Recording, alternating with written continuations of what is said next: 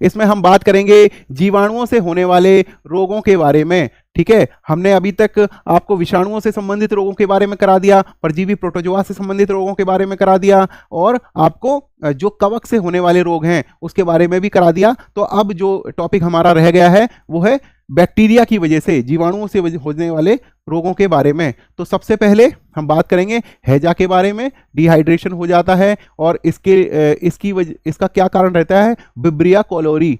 ये पानी जो होता है ना, दूषित जो जल होता है या दूषित खाना होता है, उसकी वजह से होने वाला रोग है, और ये आंतों को प्रभावित करता है। और इसमें क्या होता है कि बहुत ज़्यादा डिहाइड्रेशन हो जाता है बॉडी में, डिहाइड्रेशन की पानी की कमी हो जाती है। उल्टी और दस्त इसका मतलब जो है लक्षण है, वॉमिटिंग आती है और लूज मोशन इसका जो लक्षण है। उसके बाद हम बात करते हैं प्लेग के बारे में। प्लेग नॉर्मली कई बार ये कंफ्यूजन हो जाता है कि प्लेग विषाणु के द्वारा फैलता है। बिल्कुल नहीं, प्लेग जो होता है वो यार्सीनिया पेस्टिस नाम के बैक्टीरिया की वजह से होने वाला रोग है। और इसको एक यूरोप में तो एक बहुत बड़ा लंबा अरसा बीता कि उस समय एक प्लेग नाम की जो बीमारी थी, देखिए कलकत्ता में भी प्लेग फैली थी। आपको याद होगा कि जो सिस्टर निवेदिता थी, मार्गरेट नोबल जो थी, उन्होंने विवेकानंद जी की वो शिष्या थी, और उन्होंने बहुत ही काम किया था जो कोलकाता में प्लेग पीड़ित जो लोग थे उनकी सेवा करने में और उनको बीमारी से बचाने में। तो इसको ब्लैक डेथ भी कहा गया। यूरोप में कई सालों तक, कई लंबे अरसे तक ये बीमारी बहुत फैली है और बहुत सारे लोगों का जीवन क्या कहते हैं, इसकी भेंट चढ़ गया इस बीमारी की। तो यार्सीनिया पेस्टिस नाम के बैक्टीरिया की वजह से होता है, और शरीर में जहां जहां पे लिम्फ नोड्स होते हैं उनमें सूजन आ जाती है इस प्लेग नाम की बीमारी में। इसमें होता क्या है, तेज बुखार होता है और गिल्टियां निकल आती हैं। जो लिम्फ नोड्स होते हैं वो सूज जाते हैं, इसी को कहते हैं गिल्टियां निकल आना। तो प्लेग के बारे में हमने पढ़ लिया। उसके बाद काली खांसी या कुकर खांसी, ये होती है बॉर्डेटेला पर्ट्यूसिस नाम के बैक्टीरिया की वजह से। तो काली खांसी या कुकर खांसी को एक पर्ट्यूसिस भी कहा जाता है, पर्ट्यूसिस भी इसको कहा जाता है। तो बच्चों, आपको एक इंपॉर्टेंट जानकारी मैं आपको देना चाहूंगा कि डीपीटी का जो टीका लगता था, 7 साल से कम आयु के बच्चों को टीका लगता है, और उसमें डीपीटी जो होता है ना, डीपीटी में जो पी होता है ये पी फॉर पर्ट्यूसिस ही होता है। ठीक है, B for pertussis, D for diphtheria और टी फॉर टेटनस। तो डीपीटी का जो टीका लगता था, ये एक जो 3 बीमारियों के इलाज के लिए लगता था, और वो 3 बीमारियां कौन सी हैं? एक तो ये टेटनस हो गई, एक ये पर्ट्यूसिस हो गई, और एक हो गया डिप्थीरिया। तो ये 3 बीमारियों को से बचाने के लिए लगता था। अब देखिए बच्चों, मुझे तो याद नहीं है कि मुझे कभी कोई टीका लगा हो, क्योंकि मतलब तब हम बड़े छोटे थे, माँ बाप ने लगवाए तो जरूर होंगे, लेकिन हम आप भूल गए हैं। तो जिस भी बच्चे को याद हो कि उसे डीपीटी का टीका लगा था या नहीं लगा था, वो कमेंट करके हमें जरूर बताएं कि सर हाँ लगा था।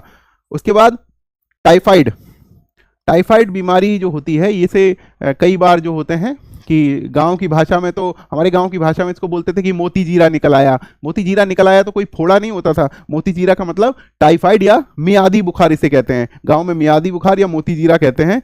तो साल्मोनेला टाइफी नाम के बैक्टीरिया की वजह से होता है टाइफाइड। और टारगेटेड एरिया क्या होता है इस वाले बैक्टीरिया का? वो होता है हमारे शरीर में आंतों को टारगेट करता है ये रोग, ये बैक्टीरिया। और इसमें होता क्या है, तेज बुखार होता है। और एक हर मतलब जैसे मान लीजिए कि किसी व्यक्ति को अगर मियादी बुखार या टाइफाइड हो गया ना, तो रोज एक ही टाइम पर बुखार आएगा। इसकी तो टाइमिंग वाला बुखार भी कहते हैं इसको, कि ये एक पर्टिकुलर टाइमिंग पे व्यक्ति को रोज हो जाता है और लंबे समय तक चलता है अगर इसका सही इलाज ना कराया जाए। तो सिर में दर्द रहता है और तेज बुखार रहता है टाइफाइड में। उसके बाद टिटनेस, जिसके लिए लगता है डीपीटी का टीका, और ये क्या करता है, हमारे सेंट्रल नर्वस सिस्टम को इफेक्ट करता है। और ये होता किस वजह से है?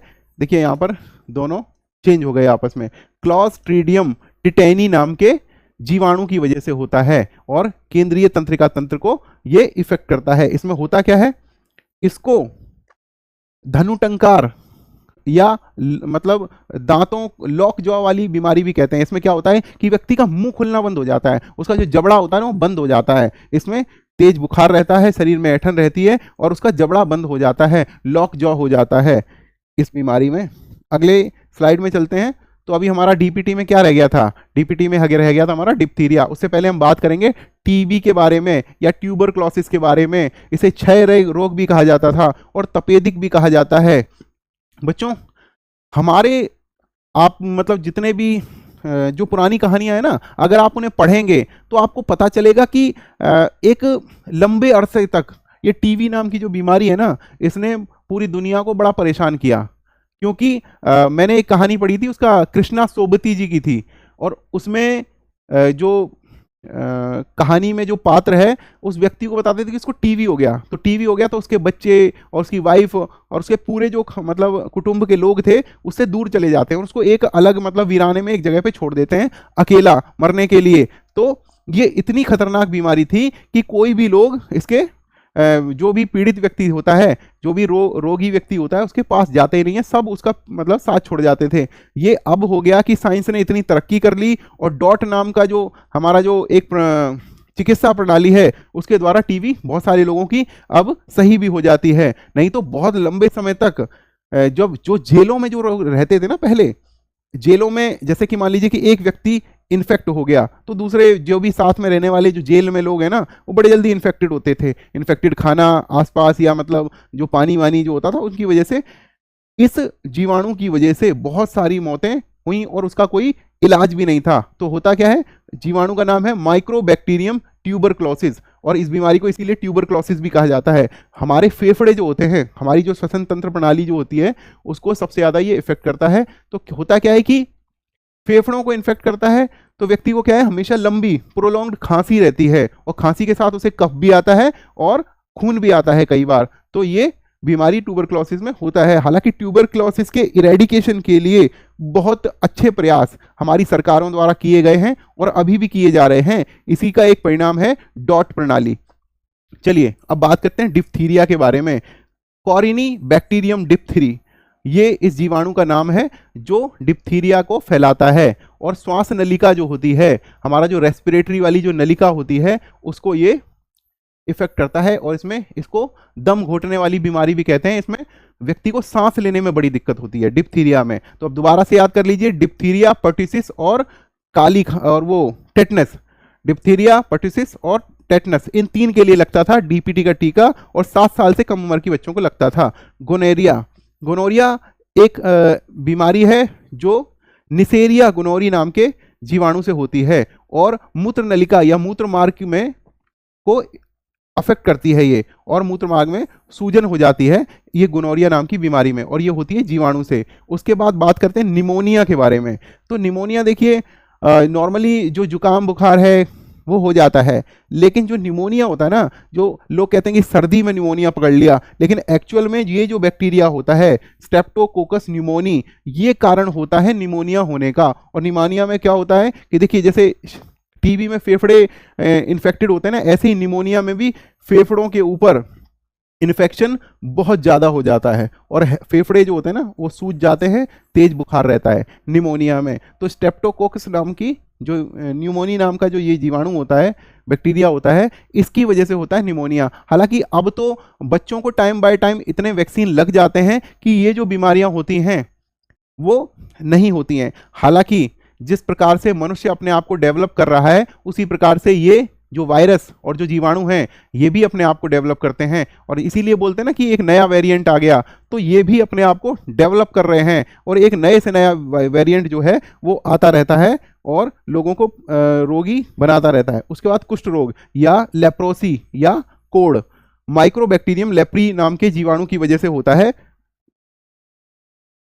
सरकार ने बहुत सारी योजनाएं बना रखी हैं जो लेप्रोसी के इरेडिकेशन के लिए, और इसमें त्वचा को और हमारा जो नर्वस सिस्टम है उसको प्रभावित करता है ये बैक्टीरिया।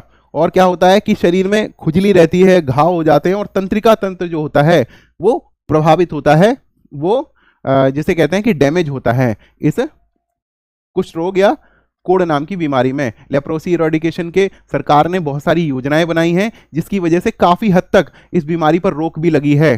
तो बच्चों, आज की क्लास में हमने इस क्लास में किया जीवाणुओं से होने वाले रोगों के बारे में। तो टोटल आज हमने 4 टॉपिक कवर किए: विषाणु जनित रोग, जीवाणु जनित रोग, कवक जनित रोग और परजीवियों से होने वाले रोग। इन सभी से रिलेटेड जो वीडियोस हैं वो आज शाम तक हम अपडेट कर देंगे और आप सभी वहां जाकर इन सभी क्लासेस को ले सकते हैं। और इससे रिलेटेड जितने भी पीडीएफ हैं वो हम थोड़ी देर में जो हमारा टेलीग्राम चैनल है उस पर अपडेट कर देंगे। आप वहां से उनको डाउनलोड कर सकते हैं, पढ़ सकते हैं। और अगर किसी भी बच्चे को कोई भी दिक्कत हो या कहीं भी कोई कंफ्यूजन हो तो वो टेलीग्राम चैनल पर या हमारे जो इसी वीडियो के नीचे जो हम ये वीडियो डालेंगे वहां पर भी कमेंट करके आप हमें बता सकते हैं, तो किसी को कोई कंफ्यूजन ना रहे। तो जल्दी से जल्दी बच्चों, जैसे हमने आज 4 टॉपिक किए, तो जितने भी रोग हैं उनके लक्षण, उन किस वजह से होता है, क्या उसके निदान हो सकते हैं, उसके ऊपर हमने आज चर्चा की। और जल्दी ही अगले जो वीडियोस हम लेकर आने वाले हैं ताकि आपका जल्दी से जल्दी जो स्टैटिक जीके है वो कवर हो जाए। तब तक के लिए आप सभी को शुभकामनाएं। आप लोग अच्छे से पढ़िए। और जो बच्चे आरआरबी जेई का या आरआरबी टेक्नीशियन का या एएलपी का जो एग्जाम दे रहे हैं या आरपीएफ का एग्जाम दे रहे हैं, उनके लिए हम जल्दी से क्वेश्चन आंसर की सीरीज लेकर आएंगे ताकि आप सभी बच्चों को जो संभावित प्रश्न हैं उनके बारे में जानकारी मिल सके।